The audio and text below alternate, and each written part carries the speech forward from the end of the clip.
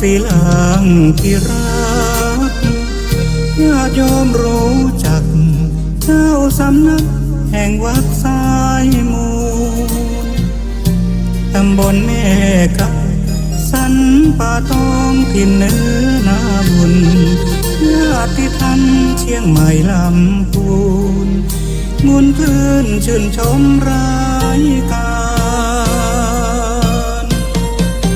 ฝากทำกำเมืองให้เลืองลือไกลนำสุขมาให้กายใจแจ่มใสชื่นบานทางขึ้นสีขาวเพื่อชาวประชาถึงชายคาบ้านวิทยุเมื่อถือสื่อสารเชื่อมสัญญาณจากวัดสายมูลมรดกทำกำเมืองร้อยเรียงสำเนียงภาษาสืบสานตำนานล้านนาอันทรงคุณค่ามีให้เสื่อมสูญ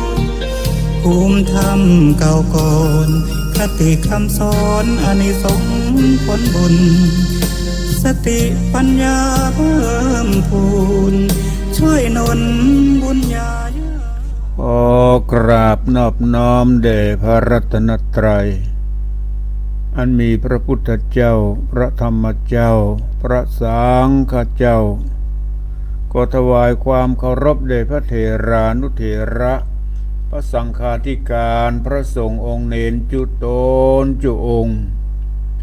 ขอเจริญพรกับคณะศรัทธาสาธุชนทุกท่านวันนี้กระผมอาตมาภาพพระครูสังวรศิราภิรักษ์เจ้าอาวาสวัดสายมูลตำบลเมกาอำเภอสันป่าตองจังหวัดเชียงใหม่ก็ได้มาพบปะกับคณะศรัทธาสาธุชนทั้งหลายในเจ้านี้วันนี้เป็นวันจันทร์ที่8เดือนมกราคมพุทธศักราช2567ซึ่งก็ตรงกับแรม12ค่ำเดือน3เหนือก่อนอื่นต้องขอสวัสดีปีใหม่กับพระออกศรัทธาญาติโยมทุกท่านหลังจากปีเก่าผ่านไปจึงมาพบมาปะกันในวันนี้เป็นวันแรกของเดือนมกราคมปืนขึ้นปีใหม่ในวันนี้รายการนี้ชื่อว่ารายการสนทนาธรรมยามเจ้าซึ่งเป็นรายการของท่านพระครูอภิวัฒนบิกรมวันนี้ท่านพระครูอภิวัฒนบิกรมติดศาสนกิจเพิ่นว่า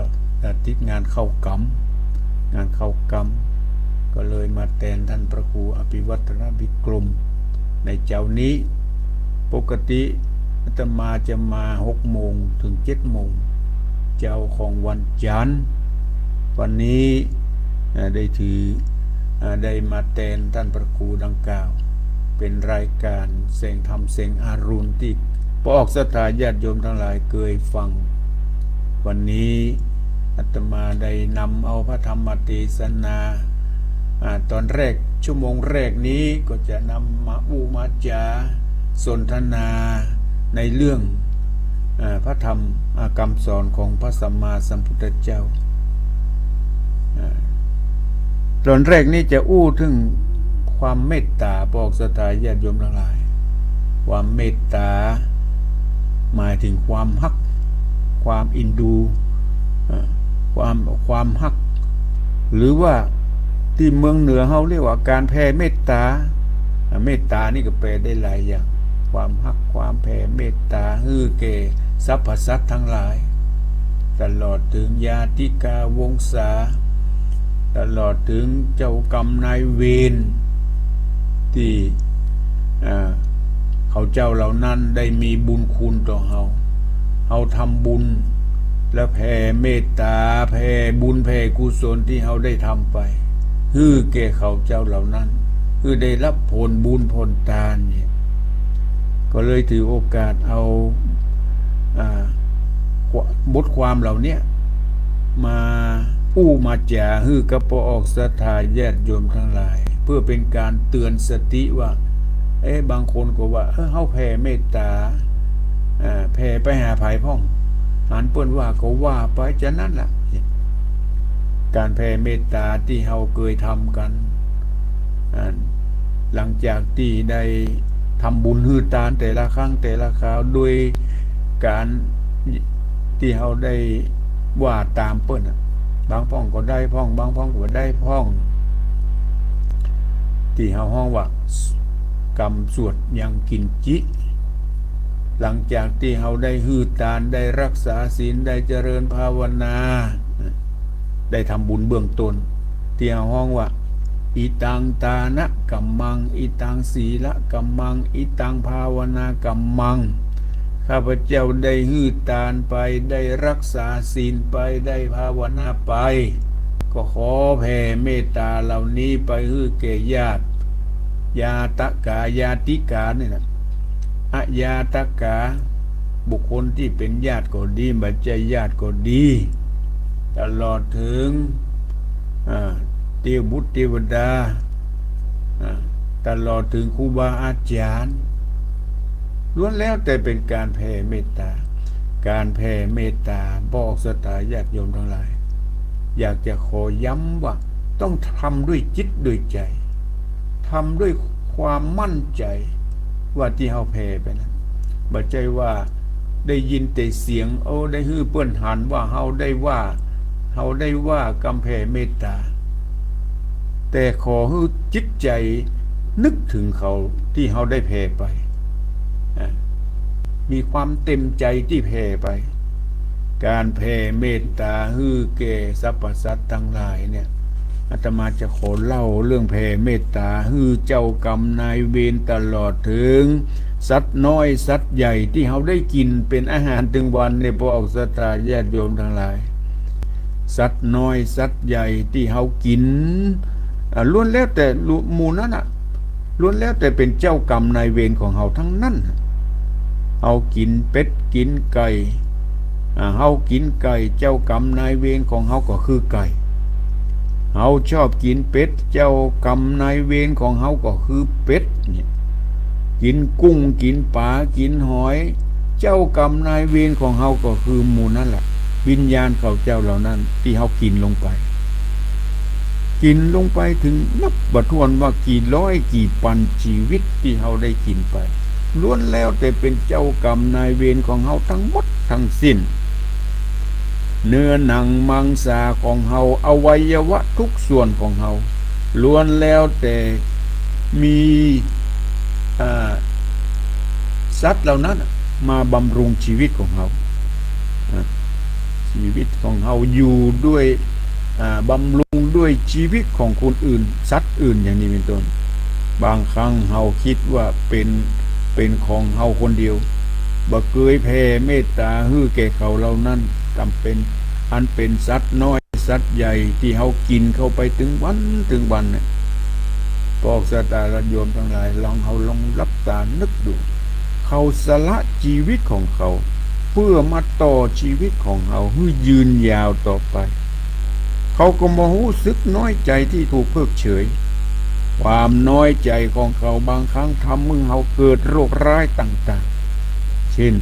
เป็นโรคมะเร็งบ้างเป็นต้นอย่างนี้เป็นต้นบางทีก็เจ็บป่วย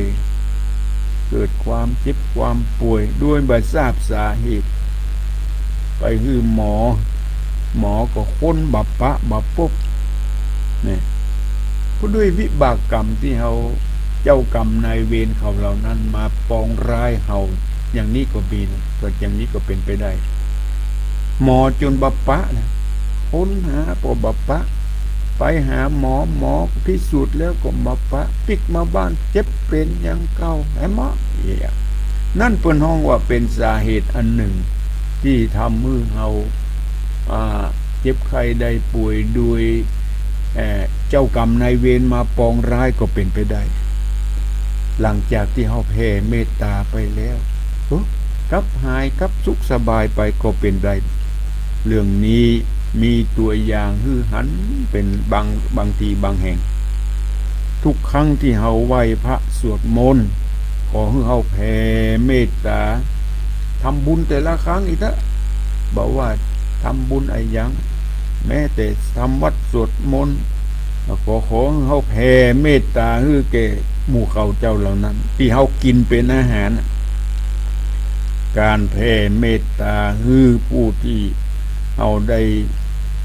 ใจเขาเฮาได้กินเขาแท้จริงก็คือแผ่เมตตาให้แก่ตัวเฮานั่นเองการฮื้อการเขาฮื้อการฮื้อเฮาเพราะเขาหู้ว่าเขาฮื้อร่างเขาฮื้อชีวิตเขาเสียสละชีวิตก็เพื่อร่างกายของเขาสละเลือดเนื้อมาเป็นพลังงานชีวิตของเขา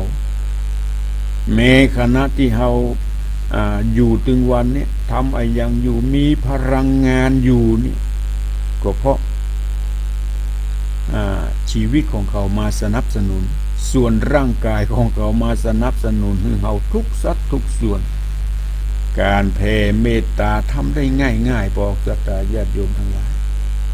เพียงแต่นึกถึงเขาเสมอคิดถึงความดีของเขาส่งเสริมเพื่อชีวิตเขาอยู่ถึงวันนี้รับตาน้อมจิตอธิษฐานขออย่าให้เขาได้เกิดโรคภัยไข้เจ็บขอให้มีความปลอดภัยในชีวิตการแผ่เมตตาถือเป็นการแสดงความขอบคุณต่อหลายๆชีวิตที่ปรุงแต่งเป็นอาหารที่ทำให้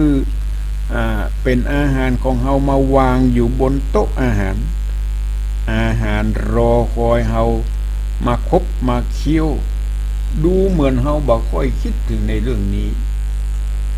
ที่เฮากินถึงวันที่เฮารับประทานถึงวันเฮาบ่ค่อยคิดถึงบุญคุณของเขาดังนั้นเวลากินอะไรอย่างก็นึกถึงเขาตัวขอยกโทษคือแก่ข้าพเจ้าทั้งหลายแต่มองหันทุกอย่างบนโต๊ะเป็นความอร่อยทั้งที่ความจริงเฮากำลังกินศพหมูเฮากำลังกินศพวัวเฮากำลังกินศพไก่อยู่ศพเป็ดศพกุ้งศพปูศพปลาที่เขาตายไปแล้วเฮาเป็นศพเพื่อจะได้เกิดความสลดสังเวชคิดดูดีๆบอกศรัทธาญาติโยมทั้งหลายเนื้อหมูเนื้อไก่เนื้อปลาเนื้อสรรพสัตว์ทั้งหลายถูกย่อยเป็นพลังงานส่วนกากของมันก็เน่าเหม็นเป็นอันตรายต่อร่างกายของเขาก็ขับถ่ายออกมาเราคิดบ่ถึงว่าเรากำลังกินสรรพสัตว์ทั้งหลายสัตว์อื่นชีวิตของเราถูกเลี้ยงด้วยชีวิตของสัตว์อื่นการกินคือการต่ออายุของเราวันหนึ่งเราต่ออายุวันตั้ง3 เดือน4 เดือน3 เวลา4 เวลาเราต้องประหารชีวิตสัตว์อื่นหลาย10หลายร้อยชีวิตก็เป็นไปได้บอกศรัทธาญาติโยมทั้งหลายสัตว์ขนาดใหญ่พ่องขนาดน้อยพ่องบางครั้งบางทีในท้องป่านั้นมันมีไข่อยู่แล้วมันมีไข่ที่ป่ากำลังจะไปปล่อยลูกของมันออกไปตามธรรมชาติแต่เขาไปกินไข่ของป่านี่นะบอกศรัทธาลองนึกดูเขากินไปครั้งกำเดียวเนี่ย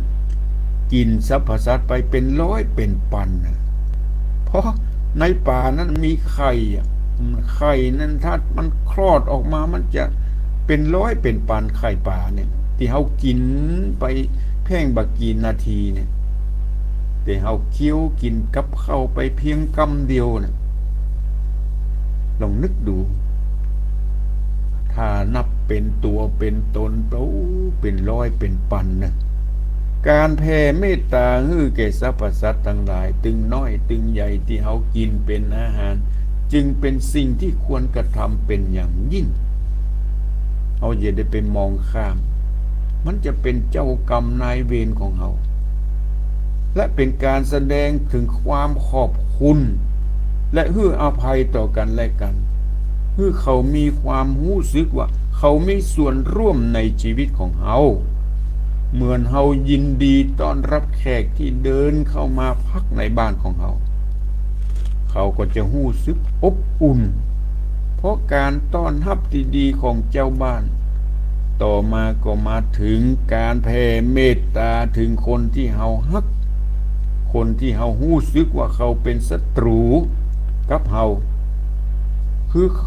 เฮารู้สึกเกลียดชังเขาเหลือเกินบ่อยากอู้ตัวบ่อยากร่วมงานตัวบ่อยากเกี่ยวข้องตัวบ่อยากหันหน้านี่อย่างใดก็ตามพวกศรัทธาญาติโยมทั้งหลายโดยธรรมชาติของมนุษย์เฮายิ่งเกลียดกับยิ่งได้อยู่ใกล้ยิ่งโกรธก็ยิ่งถูกแกล้งเขาทำให้ยังลงไปดูเหมือนจะคัดใจขวางหูขวางตาไปหมดเพราะเราตั้งใจไว้ผิดเพียงแต่หันเป็นตุกเขาทำปากมุบมุบมิบมิบเขาก็นึกว่าเขาทั้งที่บัดได้ยินเสียงเขาก็นึกว่าเขาคงเล่าขวัญเขาคงด่าเขาเนี่ยเขาเป็นตุกเพราะความคิดของเขาตุกเพราะจินตนาการเป็นความผิดของเขาเองบัดใจเป็นความผิดของคนอื่นบางทีเขาแกล้งทำให้เขาเป็นตุกเพราะหูว่าฮื้อยาปิดแล้วเขายินดีรับมาดื่มเป็นความผิดของเขาเองเขากำลังจุดไฟเผาร่างกายของเขาเพราะความคิดของตัวเองพวกศรัทธาญาติโยมทั้งหลายเป็นเรื่องที่น่าคิดมนุษย์เราชอบมองหาผิดชอบจับความผิดค้นหาความผิดของคนอื่นส่วนความผิดของตนเองกบเกลื่อนทำเป็นมองบาหันพอบาหันบ่ค่อยจับถูกเมื่อจับผิดเขาจึงพลาดความดีของตนตลอดเวลาอย่างก็ตามเป็นขยะจึงคนเข้ามาในจิตในใจของตนเองคือความบดีทั้งหลายทั้งปวงสุดท้ายหัวใจของเขาก็กลายเป็นกองขยะที่เน่าเหม็นด้วยเหตุนี้เราจึงต้องปรับเปลี่ยนวิธีคิดคือใดปรับวิธีดำรงชีวิตที่เสียใหม่บ่ฮื้อใจของเราเป็นทางขยะแต่ฮื้อใจของเราเป็นหิ้งปุจจาที่งดงามทุกวันด้วยการมองหาของดีๆของคนฮื้อปุ๊บมองในสิ่งที่เป็นบวกคือคิดบวกอู้บวกในสิ่งที่เป็นในสิ่งที่เป็นมงคลเพราะการทำอะไรอย่างเป็นบวกเป็นความดีจะทำให้เราได้กำไรใจก็สบายส่วนการมองในทางบัดดีเปิ้นฮ้องว่าในทางลบคิดลบในทางบัดดีในทางลบนอกจากตัวเองเกิดความทุกข์แล้วยังจะทำให้คนที่อยู่รอบตัวของเขาเป็นทุกข์ไปด้วยดังนั้นเราควรหลีกเลี่ยงคนที่คิดทางลบเพราะทำให้ชีวิตของเราคิดลบไปตัวพวกศรัทธาญาติโยมทั้งหลายอาตมาถึงการแผ่เมตตาให้คนที่เราฮักทำด้วยง่ายโดยธรรมชาติแล้วเราชอบคนใดเราก็อยากจะไปหาคนนั้นเอาฮักไผมากมีฮักไผนักก็อยากจะยกสิ่งของให้เขาหมดมีไอ้ยังก็อยากจะให้หมดโดยบ่หูสึกเสียดายแม้บางครั้งเขาบ่อยากได้เขาก็ยังอุตส่าห์ขยันขยอยัดเยียดให้เขาพอเขาบ่รับเขาก็เสียอกเสียใจนี่หมายถึงคนที่เขาชอบเขาฮักไม่ว่าเขาบ่สนใจเขาบ่ยินดีต้อนรับเขาจากที่เขาฮัก พรานจะกลายเป็นห้ายไป คนที่เฮาเกลียดคนที่เฮาเกลียดเฮาจัง เรื่องจะแบ่งไอ้อย่างฮืออยู่แล้วก็บ่ใครมีมักเป็นเลือกยากบ่อยากจะฮือบ่อยากจะบ่อยากบ่จำเป็นบ่อยากจะแผ่เมตตาฮือเสียด้วยซ้ำไปอย่างนี้เป็นต้นโดยธรรมชาติมนุษย์เกลียดจังคนใดแม้แต่เงาก็บ่อยากจะหันมีไอ้อย่างก็บ่อยากจะฮือเฮาบ่ต้องการมีส่วนเกี่ยวข้องกับคนที่เฮาเกลียดเฮาชังนั้นต้องการเดินคนละเส้นต่างห่างไกลยิ่งนักแต่เขาลืมคิดไปว่ายิ่งเดินหนีก็ยิ่งถูกวิ่งตามขนาบข้ามภพข้ามศาสตร์ข้ามภพข้ามชาติเสียด้วยซ้ำไปนี่ปอกสตาญาติโยมการอาฆาตบาดหมางกันนี่นะบางครั้งบางทีถึงข้ามภพข้ามชาติอย่างพระติวทัตเนี่ยจองล้างจองผานพระพุทธองค์กี่เจนกี่ชาติเพราะได้อาฆาตบาดหมางกันมาว่าเกิดชาติใดๆข้าจะต้องอาฆาตบาดหมางกันเนี่ยกรรมที่ได้สัจจะอธิษฐานไว้นี่นะเป็นการทำสร้างศัตรูบางคนตั้งความปรารถนาขอไปเกิดเป็นลูกคนนั้นคนนี้เพื่อจะได้เผาผลาญอธิษฐานไว้เพื่อจะได้เผาผลาญให้ถึงที่สุดเช่นลูกบางคนเกิดมาเพื่อผลาญทรัพย์สินสมบัติของพ่อของแม่ลูกบางคนทำให้พ่อแม่เกิดความทุกข์สอนก็บ่ได้บอกก็บ่ฟังทำให้พ่อแม่นอนเป็นทุกข์บางคนพ่อแม่ถึงขนาดตัดขาดจากความเป็นพ่อเป็นลูกกันไปนี่เพราะนี่แหละถือว่าเป็นเจ้ากรรมนายเวรมันจะต้องมาล้างมาผ่านกันไปเจ้ากรรมนายเวรเหล่านี้เกิดมาจากเราได้สร้างขึ้นมานายช่างหน้าแปลกที่เกิดคนที่คนเฮาช่างมักจะต้องได้เกี่ยวข้องกับคนนั้นบ่อยากหันหน้าไปก็มักจะได้หันเขาอยู่บ่อยๆยิ่งเกลียดยิ่งได้อยู่ใกล้ถึงขนาดอยู่ไกลถึงขนาดบางคนมาอยู่เป็นคู่ชีวิตกันก็มีบางครั้งบางทีบันน่าจะมาปะกันแต่อยู่ไกลกันแต่เยี่ยงใดมาปะมาพบกันเจ้ากรรมนายเวรเยี่ยงใดเกิดเหตุการณ์เหล่านี้ขึ้นพลังงานความคิดที่เฮาบ่ยอมปลดปล่อยอารมณ์ออกไปนั่นเองเป็นเหตุสังเกตให้ดีจะหันว่าเฮาคิดเกลียดเมื่อใดก็เท่ากับเฮาเหมือนกับเอาทาสีลงไปในผืนผ้าที่กำลังอาจจะเลือนหายไปแล้วก็กลับสดใสขึ้นมาเนี่ยเพราะเฮาสร้างความโกรธความเกลียดขึ้นมาทำให้จิตใจหม่นหมองเท่ากับเขาตอกย้ำเมื่อเกิดความคมชัดทางความรู้สึกขึ้นมาเท่านั้นเองเป็นการเติมมโนกรรมทางใจวจีกรรมทางวาจากายกรรมทางกายที่มีต่อคนนั้นให้คงเหลืออยู่ตลอดเวลาทั้งที่ใกล้จะเลือนหายไปแล้วยิ่งทำให้ชัดเจนขึ้นมาทำให้กิเลสทำให้ความขุ่นข้องมองใจเกิดขึ้นมาชัดเจนขึ้นมาคนเฮาชอบถึงคนที่เฮาเกลียดเมื่อบ่อยๆอารมณ์เหล่านั้นก็จะฝังแน่นขึ้นมา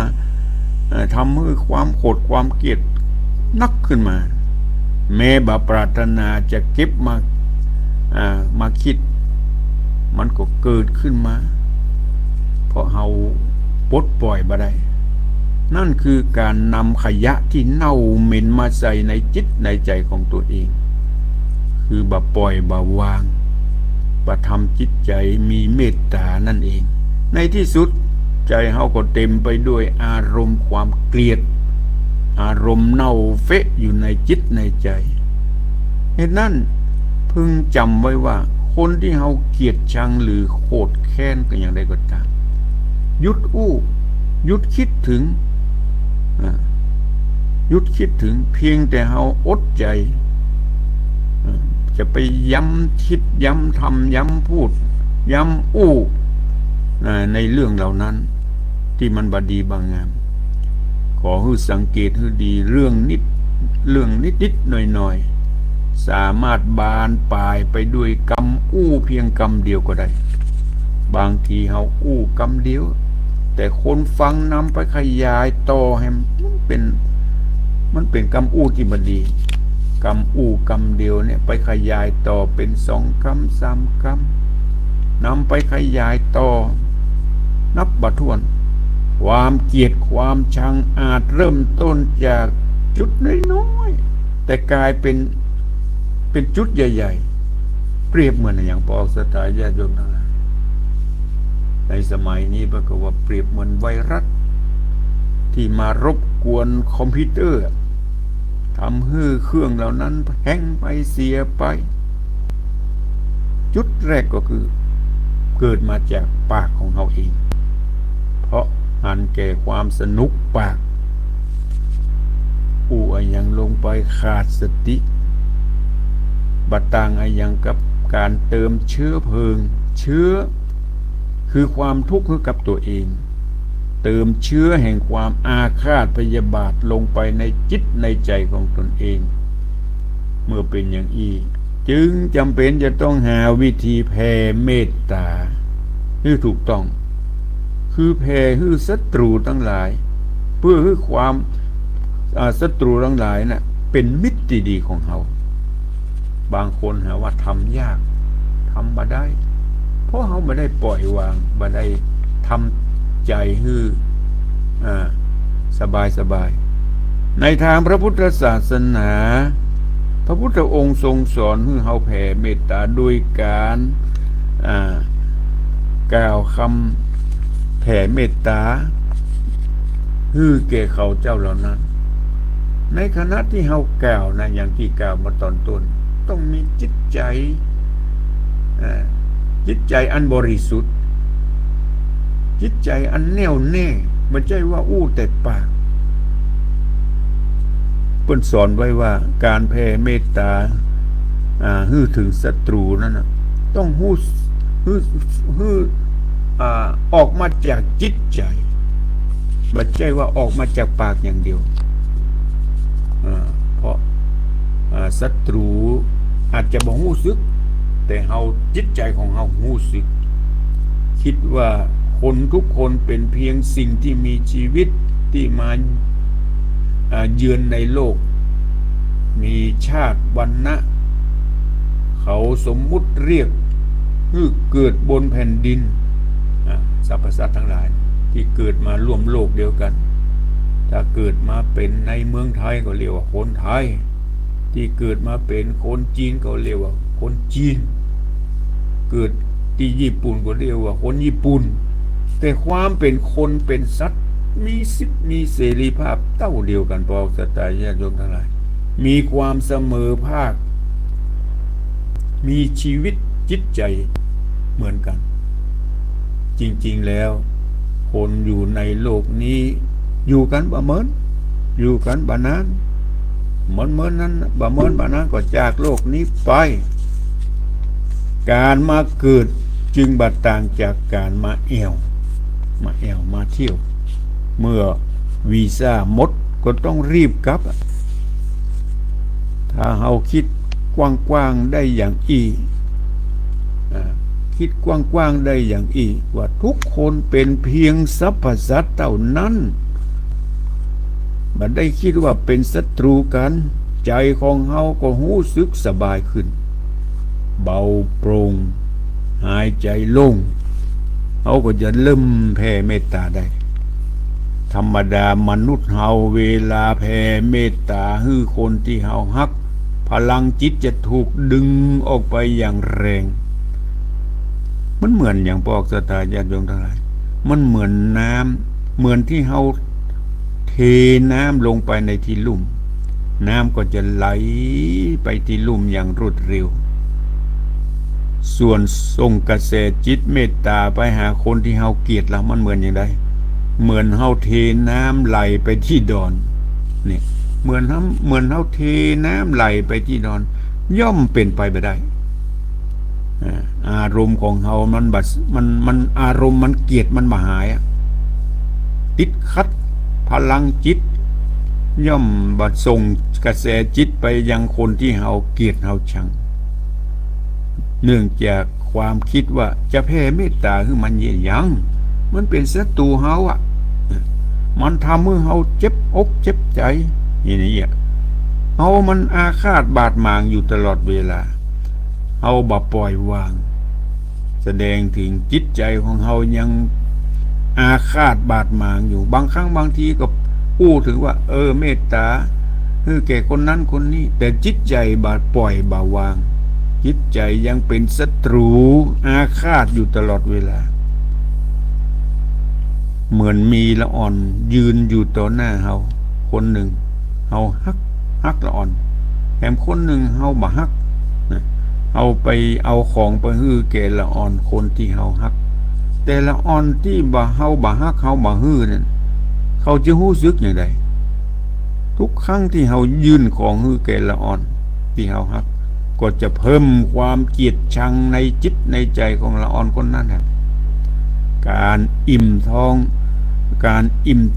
ครั้งที่สองของเด็กแห่งคนหนึ่งย่อมหมายถึงความหิวทวีคูณของละอ่อนแห่งคนหนึ่งนี่มันต่างกันวิธีแผ่เมตตาท่านจึงสอนบ่ฮื้อคิดว่าเป็นศัตรูกันบ่ฮื้อจังกันเอาแผ่เมตตาเพื่อฮื้อแก่คนที่เกิดมาร่วมโลกเดียวกันเนี่ยทุกชีวิตเป็นเพียงแต่มาจากธาตุสี่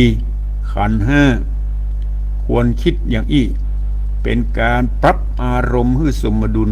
กับการแผ่เมตตาปรับให้ถึงธาตุเดิมแท้ของชีวิตยกเชื้อชาติศาสนาเผ่าพันธุ์ออกไปก่อนมันต้องไปคิดถึงว่ามาจากอย่างมาจากจัดไหนเชื้อไหนศาสนาไหนมันต้องไปคิดเพื่อบ่ให้เกิดความสุดโด่งในการรักการเกลียดเหมือนกับการปรับพื้นที่เหมือนกับปรับพื้นที่ให้มันเสมอกันปรับพื้นที่ทุกตารางนิ้วให้ได้ระดับเดียวกันหมดเสียก่อนแล้วจึงเทน้ำลงไปน้ำที่เฮาเทลงไปก็จะกระจายไปทุกพื้นที่ได้ง่ายตีดอนก็บ่มีตีลุ่มก็บ่มีบ่เกิดขึ้นการแผ่เมตตาก็เช่นเดียวกันพวกศรัทธาญาติโยมทั้งหลายการแผ่เมตตาให้คนที่เฮาเกลียดทำได้ยากต้องใช้พลังจิตสูงแต่ถ้าทำได้แล้วก็สบายจิตสบายใจไปตลอดชีวิตอาจจะยากสักหน่อยยากตอนแรกๆต้องทำใจครั้งต่อไปก็จะง่ายขึ้นเราจะเป็นนึกคงละความโกรธความเกลียดวางตัวเป็นกลางขออย่าได้เป็นกรรมเป็นเวรต่อกันทุกภพทุกชาติเกิดมาก็ขอให้พ้นทุกข์พ้นยากอย่าได้มีอาฆาตบาดหมางต่อกันและกันอย่าได้มีอุปสรรคขัดข้องความรู้สึกเป็นศัตรูหรือความโกรธก็เขาหายไปจากจิตใจของเขาในที่สุดคนที่เคยเป็นศัตรูของเขาก็จะกลับกลายเป็นมิตรบ่เมินบ่นานบัดยะก็เร็วการก่อกรรมก่อเวรข้ามภพข้ามชาติกันก็จะหมดไปจากชีวิตของเขา ทุกชีวิตก็จะปลอดจากภัยจากเวรในวัฏสงสารเกิดมาในภพใดชาติใดก็จะปะแต่คนดี มีครอบครัวที่ดี มีลูกที่ดี มีรูปสมบัติมีสติปัญญาดี เพราะทุกสิ่งทุกอย่างเริ่มต้นด้วยการทำจิตใจดีคือได้นับตั้งแต่วันนี้เป็นต้นไปเราจะสละความโกรธความเกลียดความอาฆาตบาดหมางความฮืออภัยซึ่งกันและกันขอเชิญท่านทั้งหลายมาฝึกหัดปฏิบัติฮืออภัยทานการอภัยทานเป็นการทำบุญอันสูงอันหนึ่งการอโหสิกรรมตั้งแต่บัดนี้เพื่อยุติสนิมใจเพื่อยุติขยะที่มากองอยู่ในจิตในใจคือความอาฆาตความพยาบาทเพื่อยุติแรงส่งของกรรมที่เฮาว่าเจ้ากรรมนายเวรที่จะติดตามเฮาไปทุกภพทุกชาติพึงรับตาสงบนึกถึงสรรพสัตว์ทั้งหลายทุกสัตว์ทุกส่วนที่เฮาได้กินที่เฮาได้เข็นได้ฆ่าที่เฮาได้โหดได้เกลียดบอกว่าสรรพสัตว์ใดๆบอกว่าสัตว์นั้นจะเป็นมนุษย์หรือสัตว์เดรัจฉานทุกตัวทุกตนอภัยซึ่งกันและกันบ่ได้ถือโทษโกรธไอ้ยังซึ่งกันและกันเอามาแผ่เมตตาอย่างที่กำแผ่เมตตาเพิ่นได้กล่าวไว้หลังจากทำบุญฮือทานแล้วแผ่เมตตาอย่างที่กล่าวนั้นว่าต้องแผ่ด้วยจิตด้วยใจถึงเฮาบ่มีเสียงออกมาก็ตามบางครั้งบางทีมีกระเสียงแต่จิตใจบ่ลดบ่ละ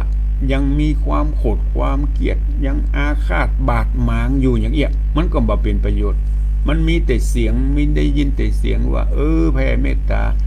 แก่คนนั้นคนนี้เนอะบ่ถือโทษโกรธแต่จิตใจยังอาฆาตอย่างนี้ก็ถือใจบ่ได้ดังนั้นทุกสิ่งทุกอย่างอยู่ที่จิตที่ใจอย่าได้เอามาเป็นขยะจิตขยะใจอย่าเอามาพอกจิตพอกใจดังนั้นเมื่อเราทำบุญ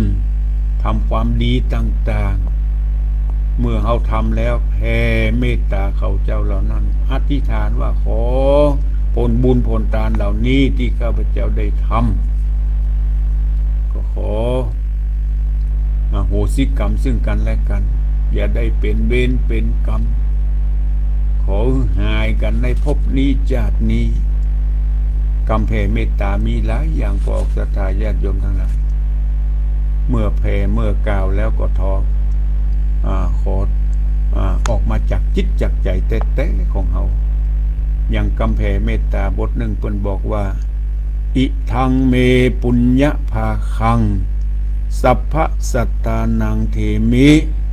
ข้าพเจ้าขอแบ่งส่วนบุญส่วนกุศลที่ข้าพเจ้าได้บำเพ็ญมาแล้วให้แก่สรรพสัตว์สัพเพสัตตาสัตว์ทั้งหลายทั้งปวงที่เป็นเพื่อนทุกข์เกิดแก่เจ็บตายด้วยกันทั้งหมดทั้งสิ้นเวลาจงเป็นสุขเป็นสุขเถิดอย่าได้มีเวรแก่กันและกันเลยอัพยาปัชชาจงเป็นสุขเป็นสุขเถิด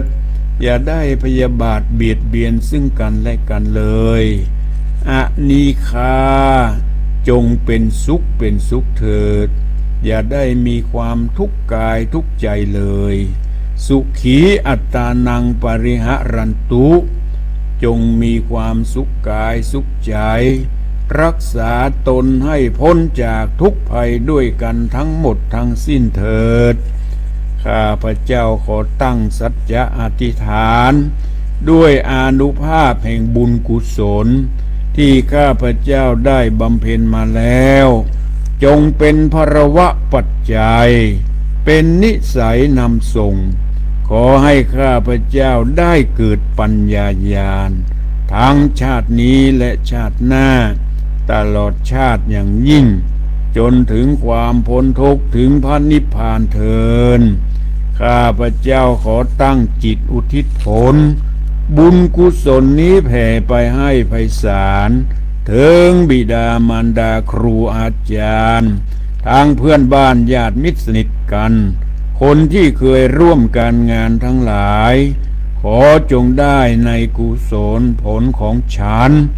ทั้งเจ้ากรรมนายเวรและเทวันขอทุกท่านได้กุศลผลนี้เถิดนี่ก็เป็นบทหนึ่งเป็นคำแผ่เมตตาอยู่ในหนังสือของคู่มืออุบาสกอุบาสิกาที่อาตมาเคยแจกไปหลายที่หลายต่างเป็นหนังสือคู่มืออุบาสกอุบาสิกาก็มีหลายอย่างบอกสตาอย่างที่เราเคยสวดกันหลังจากที่ทำบุญทุกครั้ง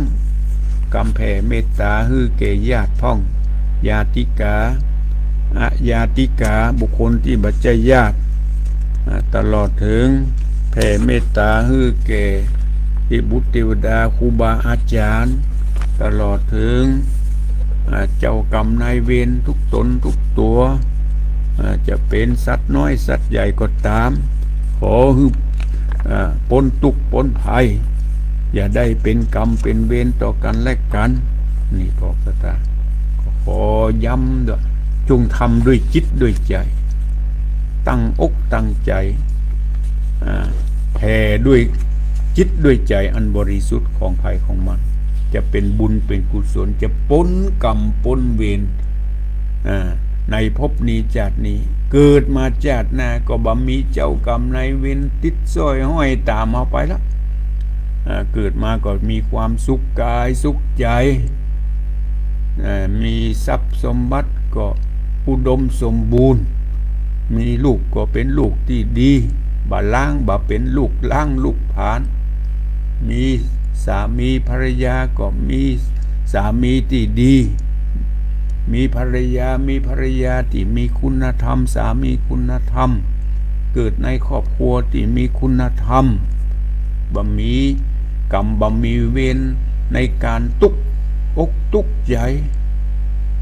ส่วนร่างกายก็อุดมสมบูรณ์มีสุขภาพแข็งแรงบ่มีเจ้ากรรมนายเวรมาเบียดมาเบียนอย่างที่ไปเมื่อกี้บางครั้งหมอพิสูจน์ก็บับปะ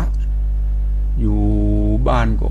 เจ็บอดแอดไปห้องยาหมอว่าบ่เป็นหยังปิกมาบ้านเอาแฮมโรคเป็นแฮมรู้สึกบ่สบายอกสบายใจนั่นคือสาเหตุมาจากเจ้ากรรมนายเวรจองล้างจองผ่านเอาเคยทำบดีกับเขาไว้ดังนั้นจงแผ่เมตตาแก่เขาเจ้าเหล่านั้นด้วยจิตด้วยใจอันบริสุทธิ์ของเขาจึงจะพ้นทุกข์พ้นภัยพ้นจากเจ้ากรรมนายเวรดังกล่าวก็ขอฝากไว้สำหรับเจ้านี้จึงได้สนทนาในสาระธรรมในเจ้านี้ที่มาแทนท่านพระครูอภิวัฒนบิกรมชั่วโมงที่2ก็จะได้เทศนาธรรมเจ้ามหาวงแต่งอ่อนในตอนต่อไปสำหรับเวลานี้ก็เป็นเวลา 5:48 นาทีเหลือเวลาแห่งประมาณ10 นาทีก็ใครที่จะโทรมามาจ๋าแจ้งผลการรับฟังแจ้งมาที่0812898992ขอบคุณที่ทักมาทางเฟซทางไลน์แม่สลินทิพย์บุญเลิศแม่จิรพันธ์โมโป้แม่เดือนเพนทิมวางเทวินพ่วงรักอันนี้มาจากชัยประการ เป็นภาษาอังกฤษ ภาษาอังกฤษไวยสาว่าอย่างเงี้ยไวยสาเจ้านี่ขึ้นเป็นภาษาไทย แต่ชื่อนี่เป็นภาษาประนอมกันทวงศ์นะขอขอบคุณที่ทักมาทางเฟซทางไลน์ใครที่จะโทรมาอู้มาจาโทรมาที่0812898992สายแรก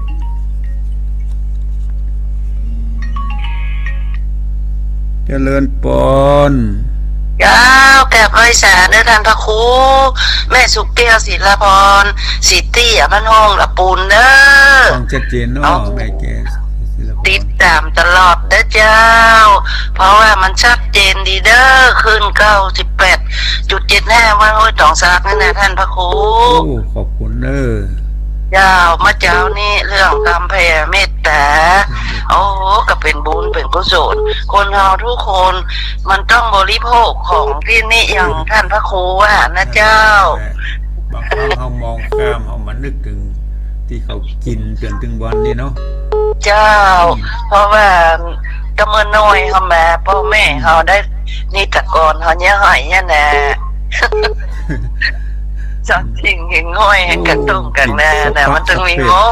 ดมาเดี๋ยวนี้เขาโหดแล้วเขาได้ปฏิบัติเขาก็มาทำแล้ว ว่ามนุษย์ เขาก็ได้แผ่เมตตาเจ้า ว่ามนุษย์และสัตว์เลี้ยงฉานเนาะ จ้ะ รักตัวกลัวตายเหมือนกัน เมื่อเป็นอย่างอี้ไปแล้วก็แผ่เมตตาเจริญปนโทรมาจากไหน แม่บัวลอยผ่านซุปก็ตำบลท่าก็อำเภอแม่สวยเจ้า โอ้ศพก็นี่ฟังชัดเจนก็ เจ้าชัดเจนขึ้นลาลุนี้เจ้า ไม่สวยอำเภอไม่สวยเนาะ เจ้าอำเภอแม่สวยเจ้า ฟังชัดเจนเนาะ โอ้ฝังน้ำทำคำสอนของการพระครูตลอดเล ดีละฟังไปเรื่อยๆเนอะ เจ้าได้น้ำทำคำสอนอย่างดีที่สุดลูกมาก็ได้ป้อนกุตนกุอมเจ้า รักษา สาธุเจ้า เจริญปนเจริญปน เจ้าพระเจ้าท่านครูเจ้า โทรมาจากไหนเจริญปนโทรมาจากไหน เรียงป่าเป้าเจ้า โอ้เวียงป่าเป้าก็ฟังชัดเจนเนาะ เจ้าชัดเจนนี้เนย นี่นะขอบคุณเนอะ เจ้ายุ่งได้ฟังตลอดเนยเจ้ากับว่าสาเจ้า ที่มีสุขเจริญปน ไพศาลเจ้าท่านพระครู โทรมา เลิกจากลำปาง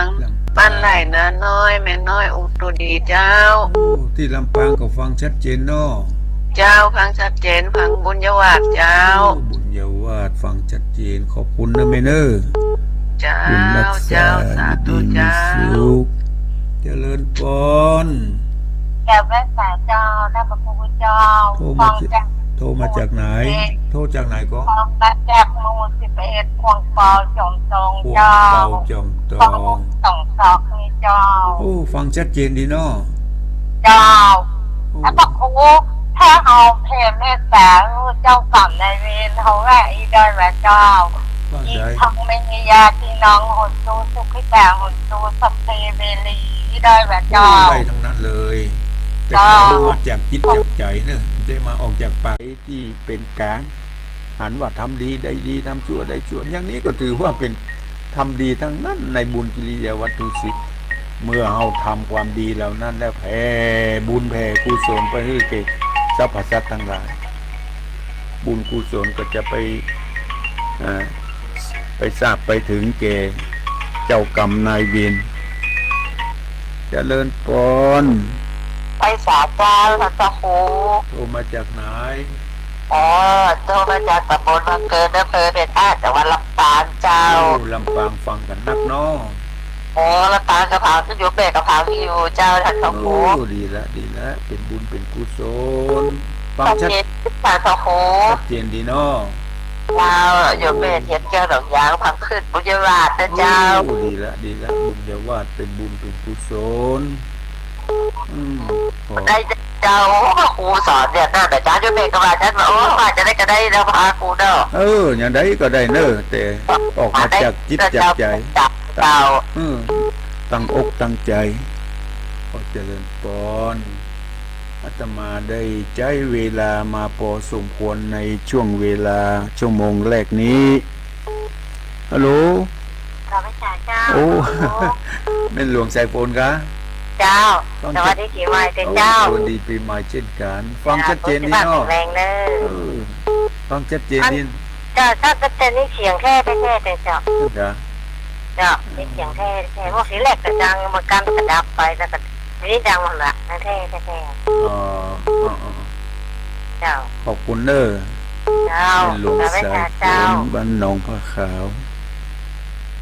บุญกุศลที่เราท่านทั้งหลายได้ฟังพระธรรมเทศนาทุกรายการเป็นบุญเป็นกุศลเมื่อได้บุญได้กุศลอันเกิดจากการฟังธรรมก็แผ่เมตตาให้แก่สรรพสัตว์ทั้งหลายตัว